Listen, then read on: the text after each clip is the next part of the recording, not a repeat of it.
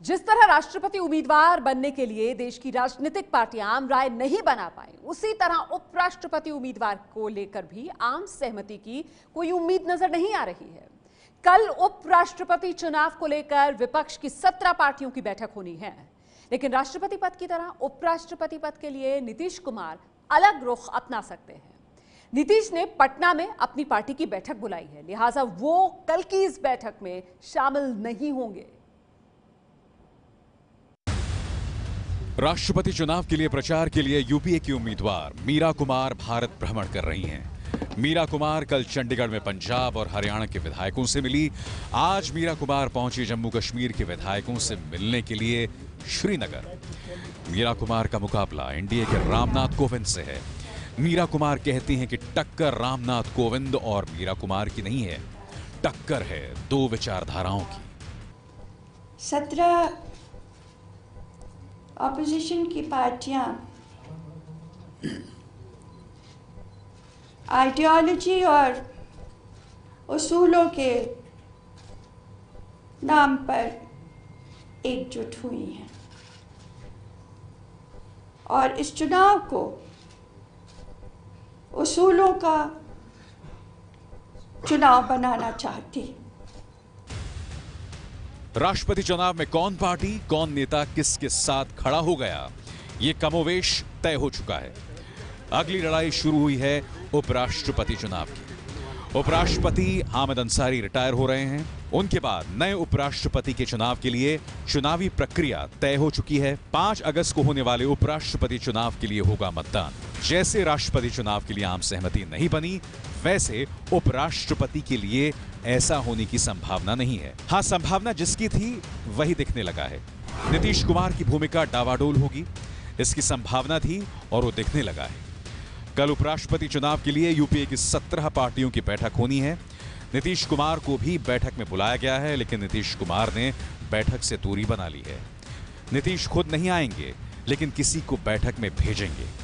नीतीश पटना में कल जेडीयू के विधायकों के साथ बैठक करने वाले हैं। इस कदम से नीतीश की एनडीए से नजदीकी की चर्चा फिर तेज हो गई है। हालांकि नीतीश की पार्टी जेडीयू का कहना है कि उपराष्ट्रपति चुनाव में जेडीयू यूपीए के उपराष्ट्रपति उम्मीदवार का समर्थन कर सकता है। कल एक उपराष्ट्रपति को लेकर एक बैठक हो रही है राष्ट्रपति चुनाव में। जिस तरह से क्या आप जाएंगे उसमें? बैठक है या नहीं, मैं जाऊं या न जाऊं, सब एक रहेंगे। सब लोग एक हैं उपराष्ट्रपति के? हाँ, या आप जाएंगे? ये अभी आपने बताया। ये मैं कह रहा हूं आपसे ना, जब सब साथ है तो इसके बाद ये सवाल पूछने की जरूरत नहीं है। बिहार में लालू और नीतीश मिलकर सरकार चला रहे हैं, लेकिन राष्ट्रपति चुनाव में नीतीश ने पलटी मार दी। एनडीए के रामनाथ कोविंद का समर्थन कर दिया। बिहार की बेटी मीरा कुमार के खिलाफ खड़े हो गए। मीरा कुमार की बातों से अफसोस की झलक मिलती है कि नीतीश ने साथ नहीं दिया। देश को आगे कैसे बढ़ाएं,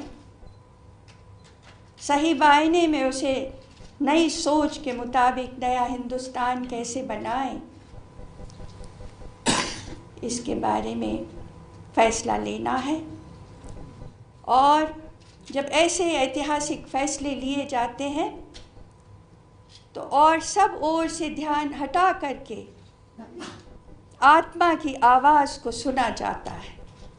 इसलिए उन सब से मैंने दरख्वास्त की है, अपील की है कि इस चुनाव में वो अपनी आत्मा की आवाज़ को सुने। नीतीश कुमार का 5 साल पुराना अतीत भी कहता है कि नीतीश उपराष्ट्रपति चुनाव में यूपीए के साथ हो सकते हैं। 5 साल पहले नीतीश ने राष्ट्रपति चुनाव में प्रणब मुखर्जी का समर्थन किया था, जो कि यूपीए के उम्मीदवार थे। तब हामिद अंसारी उपराष्ट्रपति के लिए यूपीए के उम्मीदवार थे, लेकिन एनडीए में होने के कारण उन्होंने एनडीए उम्मीदवार जसवंत सिंह का समर्थन किया था। हालांकि तब भी तस्वीर साफ थी कि यूपीए के दोनों उम्मीदवार जीतेंगे, लेकिन नीतीश ने दोनों नावों की सवारी की थी।